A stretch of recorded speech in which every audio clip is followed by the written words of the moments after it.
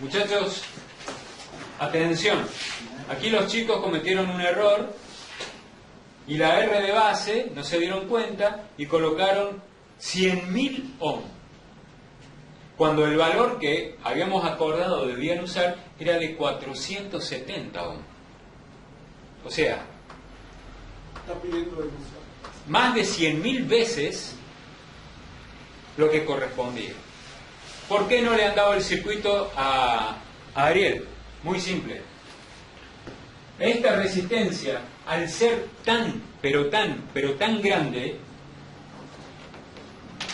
hacía que la corriente aquí no existiera. Y habíamos dicho en la clase pasada que para que circule corriente de colector, tiene que circular corriente de base. Pero al colocar una R tan grande, la corriente de base no existe. Por lo tanto, la corriente de colector tampoco existe. Y la lámpara permanece apagada. Miguel también pifió en la resistencia. Y él no entendía por qué los números no le daban igual que lo que le dieron a Rubén. Rubén tenía la resistencia correcta, de 470 ohm. Y Miguel tenía el doble, 1000 ohm. No le va a coincidir nunca. De hecho, me arriesgo a decir, Miguel, que tu lamparita encendía menos que la lamparita de Rubén. Porque al disminuir la corriente de base, disminuye la corriente de colector. O sea, yo sin haber visto tu circuito, puedo arriesgar eso desde entrada nomás. Otra pregunta, profe. Si la resistencia está en corto, ¿también puede cambiarlo al transistor o también otro circuito puede ser Las resistencias que se pongan en corto nunca ocurren. No, porque muy la difícil. resistencia es como imposible. Si se tiene que cortar, se corta. Las resistencias, para que una resistencia, ¿sabes lo que puede suceder? Que las resistencias disminuyan su valor con la temperatura. Eso sí sucede. Puede variar. ¿Cómo te vas a dar cuenta? Porque la resistencia, el cuerpo de la resistencia se pone negro. Y cuando le circula corriente, el valor resistivo disminuye. Eso sí puede suceder. Puede suceder. Puede suceder. Pero si vos abrís el circuito, ves una resistencia que se está carbonizando, de una no vas a hacer andar el circuito. Decís, aquí ya tengo un problema desde el banco. Sin haber mediciones Ya a simple vista vos ya sabés que hay un problema. Sin embargo, tu trabajo, Walter, es investigar por qué esa resistencia se está carbonizando. Quiere decir que algo pasó. Por ley de Ohm, que hemos estudiado en el curso pasado, sabemos que la corriente aumenta cuando la tensión aumenta. Eso significa que el circuito que alimenta esa resistencia que se está carbonizando aumentó su tensión más allá de lo normal. O sea, tenés que ir para atrás, tenés que hacer de detective, pero yendo hacia atrás, buscando el problema. Ahí sí tenés que medir. ¿Sí? Entonces, medir ahí indica decir, bueno, acá ¿cuánto debería haber? 5 volts. ¿Qué tensión tengo? 25. Tengo un problema enorme. Tengo un problema enorme. No puedo tener 25 cuando debería haber 5. ¿Sí?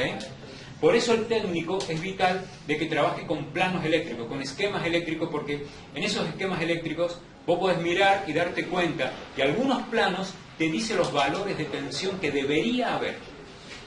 Entonces vos vas y vas midiendo. Aquí debería, dice el fabricante, tanto. Aquí debería haber tanto. Y vas siguiendo. Va a llegar un momento que no te van a coincidir los números que medís con los que dice el fabricante. Me fijo a ver quién es el responsable de eso. ¿Se comprende? O sea, todo es lógica. ¿Sí? En electrónica es lógica. Lo que ocurre es que a veces los circuitos se complican. Pero estos circuitos automotrices que ustedes están aprendiendo, si aplicás la lógica, lo sacás del problema. Pero hay que hacerlo despacito, seguir paso a paso. La fuente aquí, 12 volts. Tengo 12 volts, voy y mido. Profe, ¿y le puede dar una suma mayor a la fuente o no? Si hay un problema... Hay una excepción que la vamos a ver cuando midamos circuitos con electroinyectores. Está muy bien tu pregunta, Hernán. Y es que en los electroinyectores de motores nafteros vamos a medir tensiones superiores a 12 voltios, pero muy superiores. Pueden medir 50, 80, 100, 200 y hasta 400 voltios. Entonces uno dice, momento, ¿cómo voy a medir sobre este circuito que tengo en la mesa 400 voltios si la fuente de energía de esas maletas no supera los 12? La explicación viene de la mano del principio de funcionamiento del inyector, que lo vamos a estudiar luego. ¿Por el colector? No. Bien, entra por el colector, es correcto, pero el causal es el inyector. ¿Y por qué el inyector? Porque el inyector en su interior tiene una bobina. ¿Un transformador? No es un transformador, una bobina.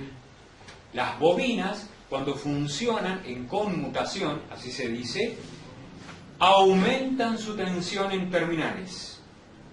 Y de pasar a tener los 12 volt originales, aparecen 80, 100, 200, 400 volt como máximo. Es una locura y lo vamos a medir. ¿De qué depende? Del modelo de inyector que hayan conectado. Y ustedes me dirán, ¿y qué tiene que ver el inyector?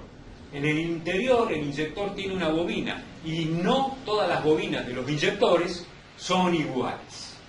Y ustedes me dirán, ¿y esa bobina en qué se diferencia? En su magnitud. Se dice que tiene una inductancia diferente, así se dice. Cuando les explique bobinas, más técnicamente, ahí les voy a explicar lo que es inductancia de la bobina. Y aparece un número que se lo describe con la letra L, la inductancia de la bobina. Cambia al inyectar el combustible, cambia.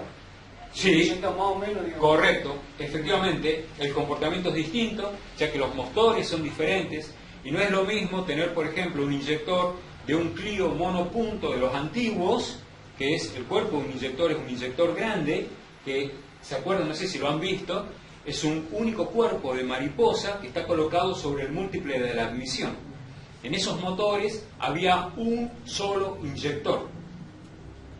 En los motores de hoy en día, de los autos de ustedes tienen un inyector por cilindro, que no es lo mismo. Por lo tanto, el fabricante hizo un inyector con una bobina acorde a lo que se necesita en ese múltiple y en ese motor.